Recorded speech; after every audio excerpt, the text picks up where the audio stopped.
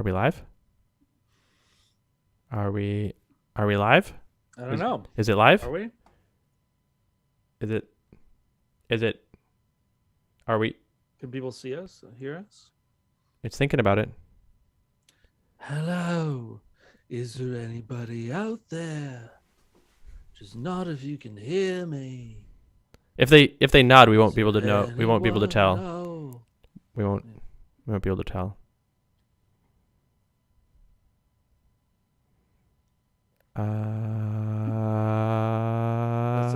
It's a Led Zeppelin song.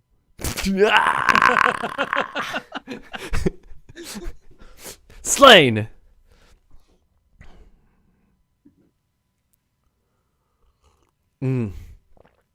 Hot tea. Hot tea. Hot tea. Hot Is tea. it iced tea?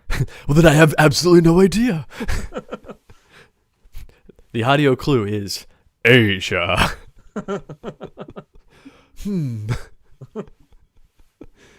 Oh, goodness gracious. That's from a million years ago. It is. It is. Here, I'll copy the thing. Boop, boop, boop, boop, boop, boop. I'm a bit quieter than Christopher, it seems like. We'll see if people... Oh, Adam... Oh, Jesus. How about that? I might have just been quiet.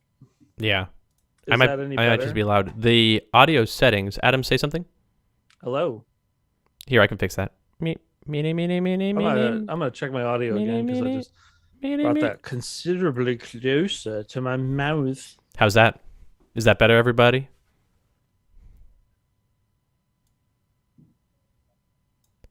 How about that? Yes, Andy. The audio clue is Asia. Getting a lot of echo. Uh-oh. Ah, the echo is you. Adam, did you see that Dr. B is now part of the Discord? I'm so excited. Dr. B. Yeah. Welcome. Dr. B was so helpful with the infinity question stuff. That's good. Brian, we've done the Yodel one before, right? Yeah, We've done the Yodel one. You could do better, Brian. We're gonna be demanding. Take your paltry knock-knock jokes. Our knock-knock jokes are of higher quality than that. We usually frequently just like, knock-knock, who's there? Pen who? There's a pen on my desk. That's usually, yeah. All right, you've got time, though, because we haven't started the recording yet. Are you ready to start the recording? I am. All right, here we go. I am. 3, 2, 1, go. Hey, Trevor, this is editor's note number 51. This is Christopher. Trevor, how are you? Happy holidays to you. It is editor's note number 51, and this is Adam. What day is it, boy? You there. What day is it? It's Friday the 17th. I have to send you a meme real quick. I'll put it in the... Do it. I'll put it in general here. Do it and put it in general. Someone sent this. Knock, knock. Who's Adam, there? knock, knock. Who's there? Kanga. Kanga who? Actually, it's kangaroo. There we go.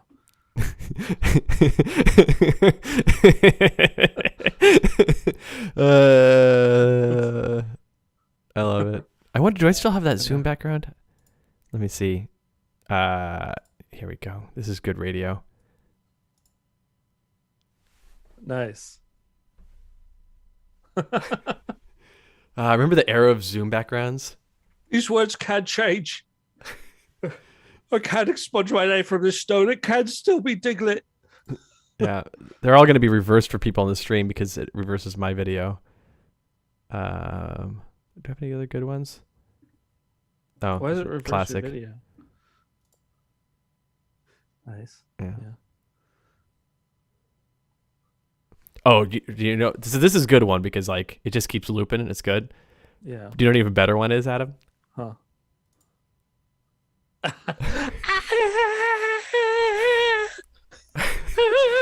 Oh, he's so good. This town might be big enough For the both of us. He's just yelling. Just yelling.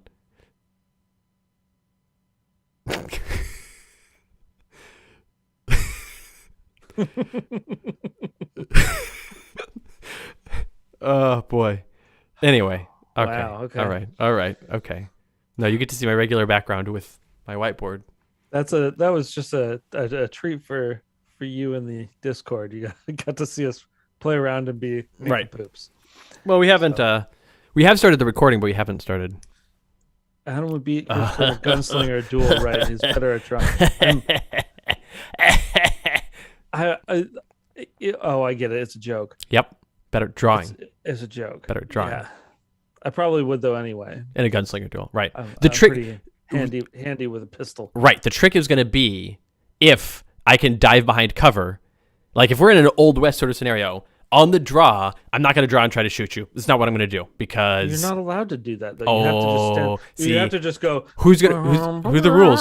Who makes these rules in the Wild West? What rules? What laws? Yeah. So what's going to happen is as you draw, I'm going to be diving to the side trying to get cover and then working my way through the buildings to try to get close to you. So I just got to make sure that I shoot you in the air before you hit. You got to shoot. You got to shoot me in the air. / don't end up in a space where you're in close quarters with me, and then you're fine. Mm-hmm. I don't really understand duels anyway. Yeah, see, there you go, walking target. That's right. That's right. That's right. No rules, just right.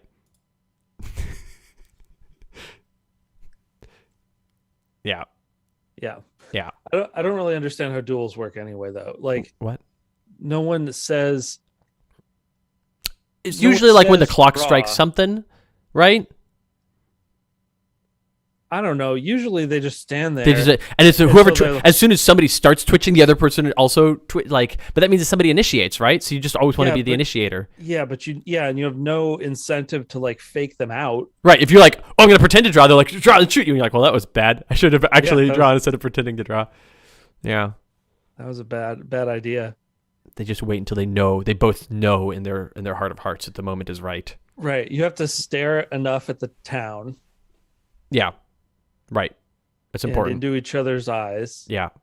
It's a romantic thing. Oh, walking target says in Old West gun battle, you want to be the second to draw because then it's self-defense. Ah.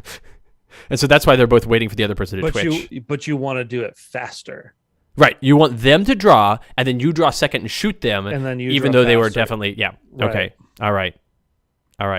We've got it. You got to bait the other guy into moving for his gun first. So you do want to fake them out, but then second intention, which is a fencing term.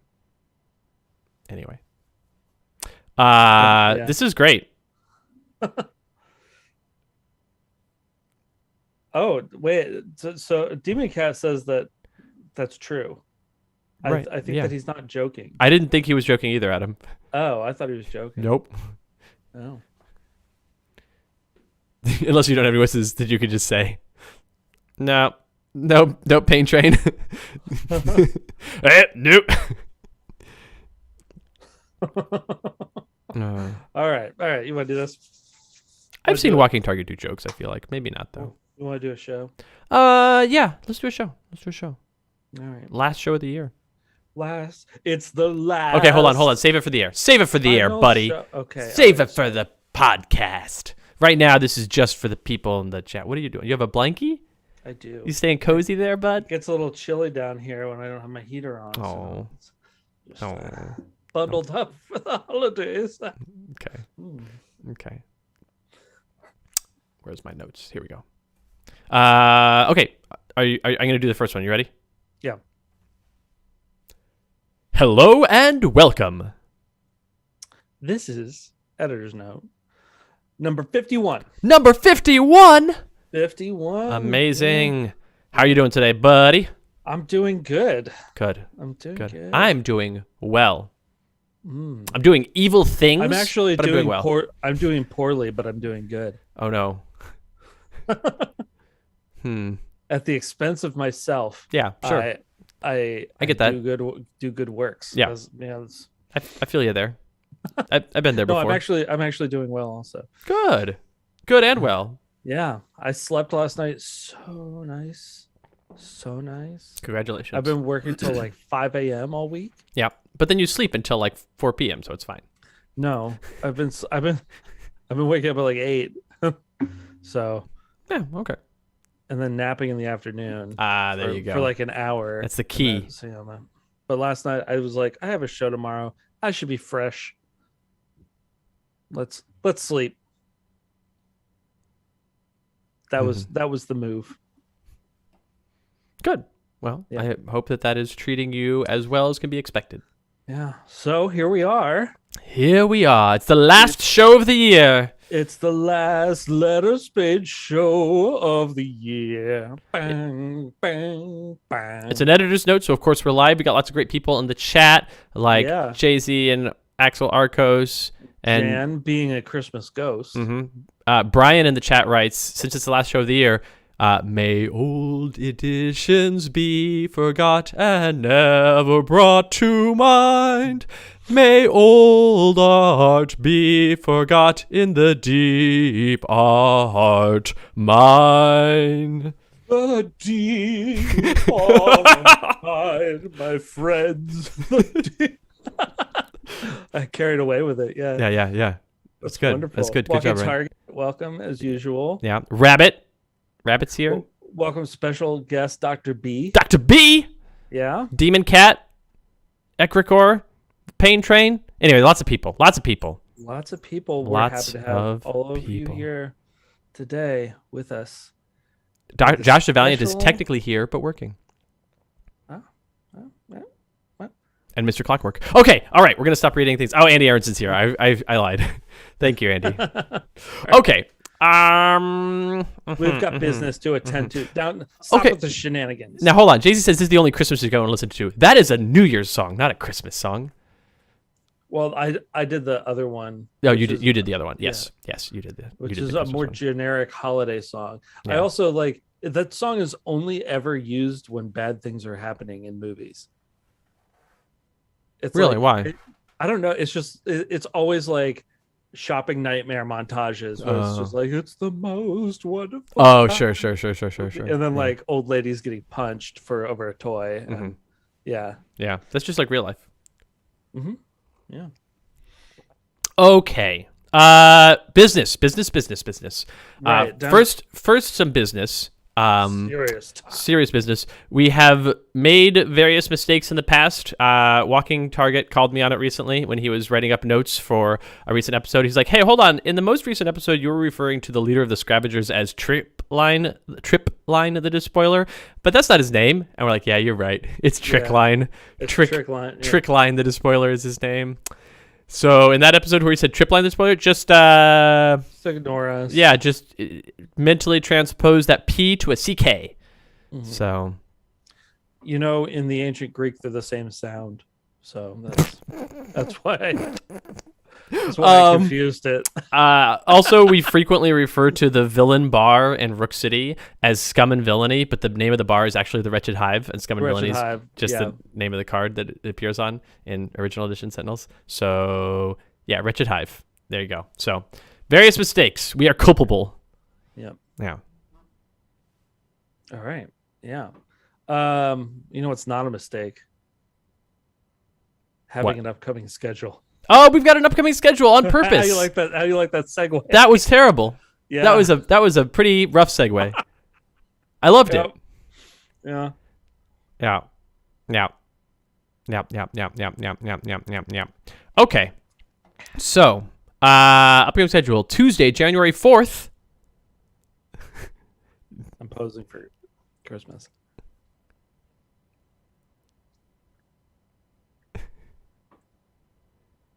You want to do like a Clinkies? Yeah, Clinks. Oh. Nice. Mm. I forgot to tell you. Tell me. Just made some ginger snaps. I love Is that- ginger snaps. So have you had the triple ginger ones from Trader Joe's? Yeah, they're good. Yeah, they're good. Yeah. They're weak sauce. Oh no, even more ginger? Oh my god, so much ginger. There's like I love giant chunks of like crystallized ginger in there. And it's just like right in your face. You would love these cookies. I would. Oh, I need to get her to make some for you. All right, upcoming schedule. Upcoming schedule. Tuesday, Yeah. January 4th. Start of year break. No episode, Wow. just the start of year break. Wow. We're lazy. I didn't see that coming. Yeah. Tuesday, January 11th, episode 199. Guys and the Scholar in Space. It won finally. Finally, it won. So the voting this month, Adam, Yeah. very contentious. Really? Lots of good episodes. All the episodes got tons of votes. Everybody was really excited. The two that won solidly, but there was not an episode topic on there that I would say lost. Just ones that didn't win. That's what you like, though. You like to see, it's good. It's you like good to see people be excited about a bunch of topics. So. Yeah, right. So all of those topics will be back again someday. But Guys and Scholar in Space finally got in. Then Tuesday, January 18th, editor's note number 52. And Tuesday, January 25th, the big one, episode 200. 200 normal episodes. Normal episodes. Which the victor is an unequivocally feel-good issue. Yep. So for our 200th episode, we will break straight for us. Yep, we will break ranks and not make anybody feel bad. All right. How are we going to do that, Adam? How are we going to tell a story without the crutch of making people feel bad I have no idea. That's the only trick we have at our disposal. It is really the only trick. The only thing that we like people are like, oh, they're so good at connection. It's like, nah, just making people feel bad. Yeah, Pyrrhic victories and bittersweet moments is like all we do. So. Making people feel bad is like our excuse for a personality. Yeah. Oh boy. Well. Yeah, Dr. B says, odds they manage to accidentally make us all feel bad who are telling us a feel-good story. Oh, I would not take those odds. We're going to try really hard not to. We're really going to try. We're going to try. We're going to be good. David Cat says, you're going to make me feel awful and you can't stop me. But Brian says, writes furiously in Cult of Gloom. Oh, this is going to be great. Okay. Oh, so both of those, we didn't note here, but both of those are Writer's Room episodes. So the Guys and Scholar in Space will be a Writer's Room, and the Unequivocally Feel Good issue will be a Writer's Room. So, All right. Oh, boy. Okay. Yeah. We'll do it. I guess. We'll do it. We'll do our best. We'll do our best. I don't know how. Yeah. You wanna take some you wanna read some letters, Adam? Do you like letters? Yeah, I do. Letters. Me and letters page are gonna peruse some texts.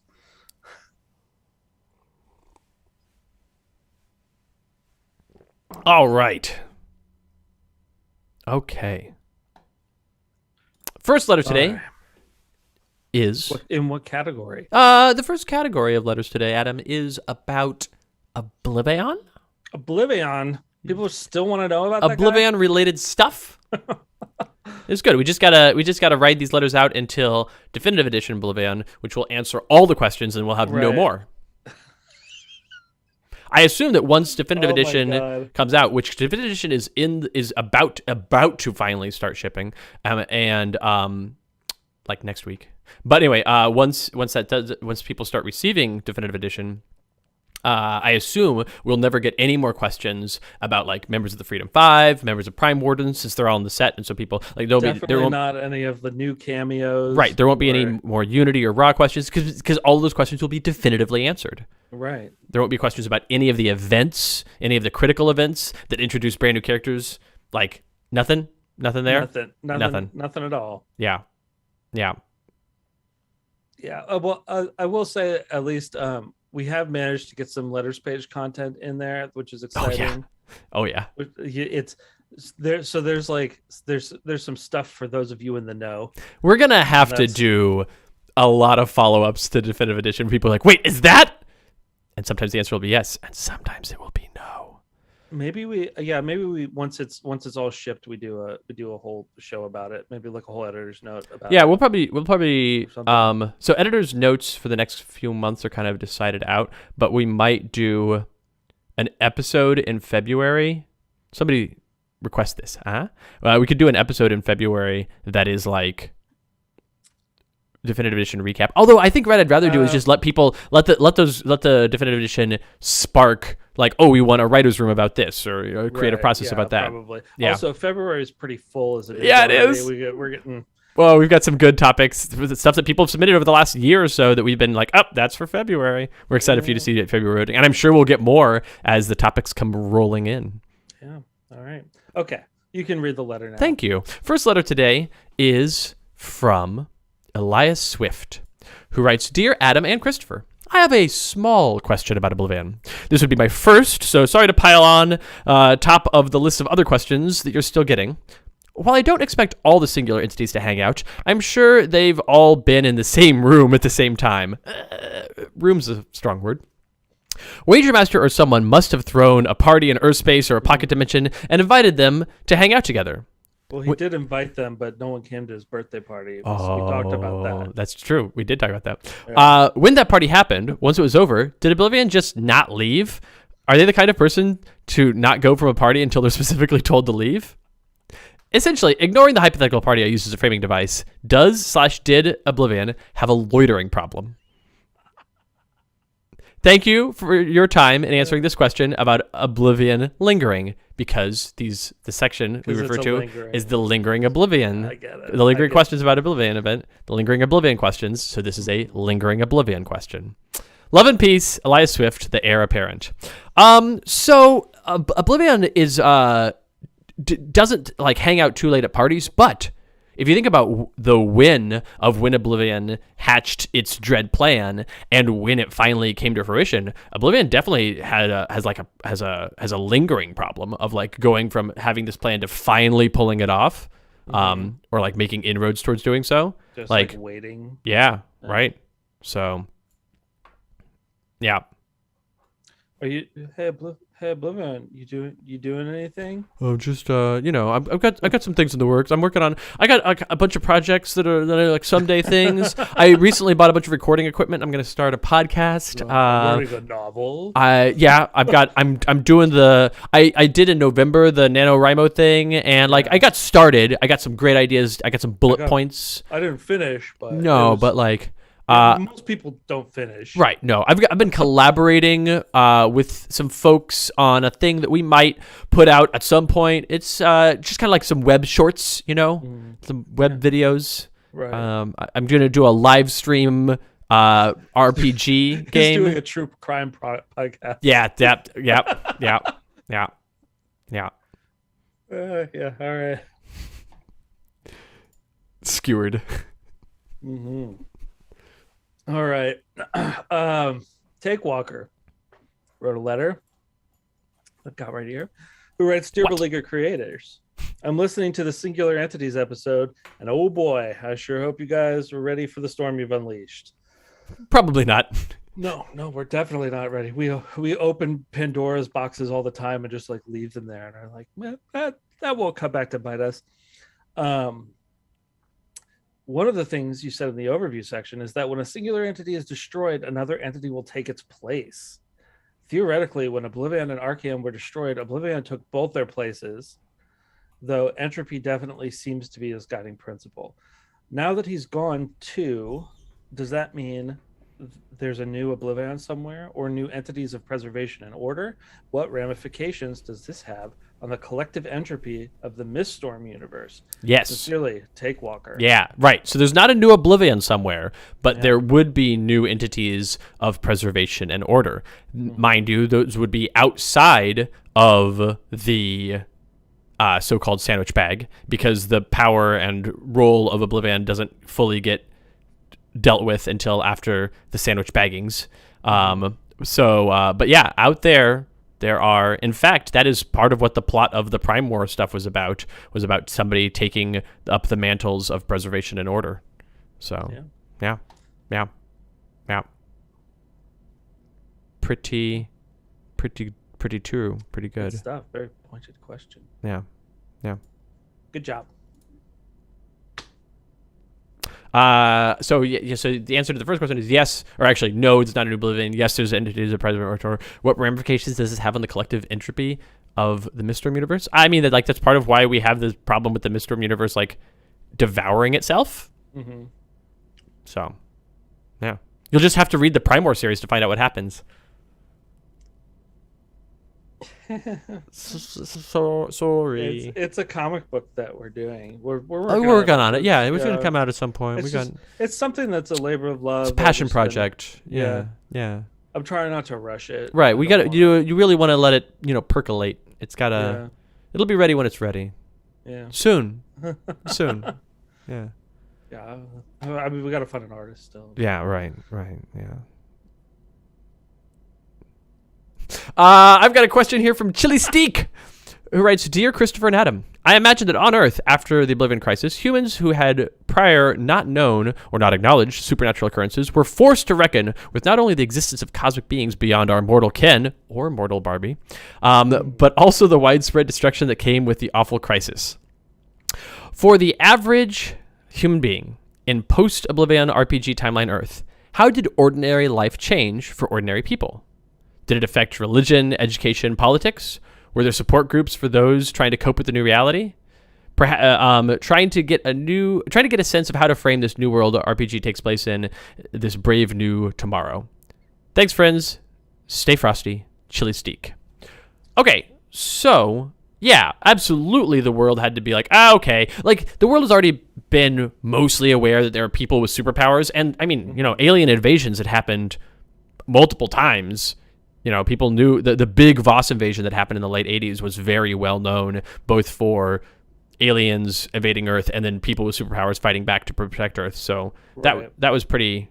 Something to consider, though, also is the meta reason for which Oblivion took place, and that's to clean up the timeline, right, and clean up the primary universe, right? Yeah. And kind of get a fresh start and a new thing. So like some of that stuff is explored in the more esoteric books, but it's the time jump also happens to kind of hand wave a lot of that, to be like, this is cleaner, right? And there's certainly notes about like, people who are struggling with like, how do you reconcile whatever religious faith you have in the face of these things that are happening out there? And some people, it's a crisis of faith, and other people, it's like, no, see, this further solidifies my beliefs now as part of the greater understanding we have of the cosmos. That's fine. Like, everybody comes to things in their own way. Yeah, I think different books deal with it differently. Of course. With so I don't imagine like the Sentinels of Freedom book touches on that much, because it's mostly like big, happy superhero stories. Right? Not always happy, but yeah, the standard type stuff. Yeah, so it's your standard fare. Whereas like the Dark Watch stuff probably deals with it a little bit. Like the more ground level, the more like personal stuff. Yep, is gonna touch on that more. Yep. So, all right, okay. Yeah. Let's go back in the chat. There's some questions. Yeah, I mean, Demon Cat mentions the Haka book would probably touch on a fair bit, seeing as she's ain't from around here. So, right. Yeah. Haka's stories certainly are exploring this new world, which is so similar but also so different. Watch also deals with that. Yeah. So. All right. In the chat, Brian wrote, so Voss set up the sandwich bag because he didn't want to tangle with other singular entities. But being the space fascist failure whose father never loved him that he is, he screwed it up, and two singular entities, Hul and a Wager Master, were already inside. So was his grand plan doomed from the start, since he would already wouldn't be the strongest thing in the sandwich bag? Yes, his plan was doomed, because the problem is that this wasn't his plan. His plan was take the power of Oblivion, then be the strongest ever. Upon taking the power of Oblivion, he's like, oh, shoot, got to change the plan. So this wasn't like, right, this wasn't the big grand plan. This was the, how do I solve for this? Do a thing that should work.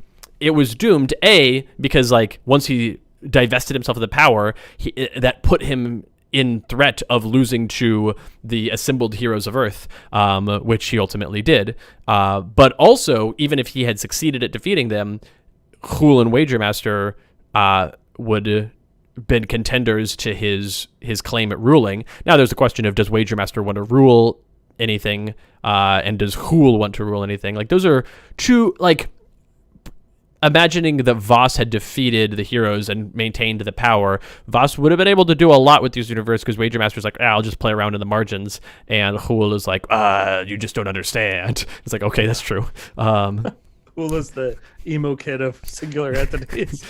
Mom! You don't get it. I'm gonna go hang out at the docks with Terry and listen to Dashboard Confessional. Dashboard Confessional's not like, he's more goth than emo. Oh, all right. I said he was emo. Yeah, but he's more. He has the swoop. He's got the swoop. Yeah. He's got the swoop. He's a scene kid. Yeah, he's a scene kid. Yeah, that's it. Axel Arcos. Do you want to read the question there from Axel Arcos? I'd love to. Oh yeah. So how old is Wager Master since he does have a birthday? Very old. Wager Master uses non-integer numbers, non-real numbers to express. But they're also not sequential. Oh, for sure. Yeah. So it's like E or pi. Yeah. Or other irrational things. There's people in the chat who are way better at this number stuff than we are, so we'll leave that as an exercise to let you determine. Yeah. All right. Whatever numbers don't make sense, that's how old he is. Demon Cat in the chat asks, so, like, what's inverse Space Santa? Right? Does he give bad kids suffering and good kids mercy, or bad kids weaponry and good kids coupons for coffins? Wow, Demon Cat, reaching here. All right, Inversiverse Space Santa. Inversiverse Space Santa. So I think we can confidently say that's not a thing that gets explored in the comics, but let's go down this this exercise nonetheless. So Space Santa is already like helping people out, doing like bringing stuff to people who need him around this space holiday times. One would take from people, right? Right. So I think that Inversiverse. So the question is, does he take stuff that people need, or does he give stuff people don't need? He spreads disease. Someone's like, I need this. Like I need a sharp stick in the eye. It's Space Santa. Somebody gives him that and just shoves a star in there. Yeah. Space Santa, Inversiverse Space Santa has a list and goes down that list and delivers bespoke torments to people. Yeah. Yeah. Okay. Andy Aronson would like to know if the Bag universe has few singular entities, but singular entities were part of the multiverse at its start. What effect on the universe does the absence of most singular entities have? So we don't see it explored a lot, but that is a good question about like, okay, there isn't a singular entity that is the singular entity behind the concept of entropy or behind the concept of conquest that's hanging out within the sandwich bag, meaning that there's a bit more of an idea that like there's no cosmic being pushing on this element of existence. So I wonder what ramifications that could have, if any. Probably not. Probably nothing will come of that. Probably not working towards some overarching storyline with payoffs in the long run, is what I would say. How do you feel about that, Adam? I feel good about that. Okay, good. Yeah. Great. Good talk.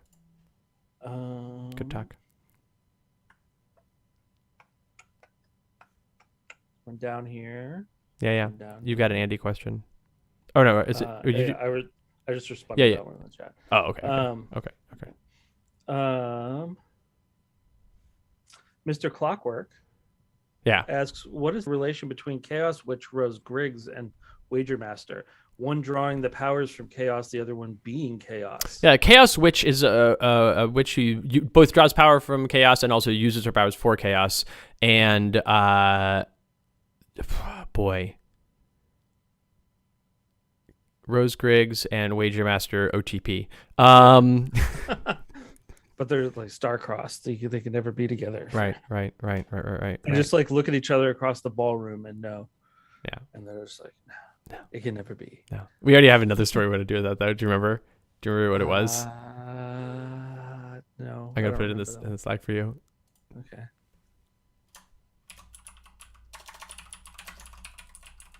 Ugh, I saw that image.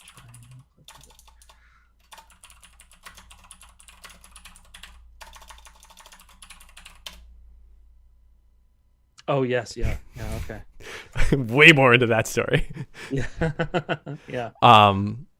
Okay, so yeah, Rose Griggs and Wager Master. The important question here is: have they met? Like, have they actually interacted with each other? I think Wager Master is aware of Rose Griggs and the stuff she's doing is like, yeah, cool. But I think Wager Master thinks that Rose Griggs takes herself too seriously. Yeah, probably. And she's like, I do this chaos stuff, and he's like, whoa. Part of the chaos stuff is like being kind of lighthearted about it. Don't be so It's serious. being fun. She's Chaos very is fun. serious. Right. No, Yeah. she's very serious about chaos. Yeah, she doesn't think chaos is fun at all. Right. Yeah. She doesn't think anything's fun. Yeah. Dylan asks, the heroes had a counter plan against Voss's grand plan, but they could not have known anything about the sandwich bag. How was their counter plan affected by Voss creating the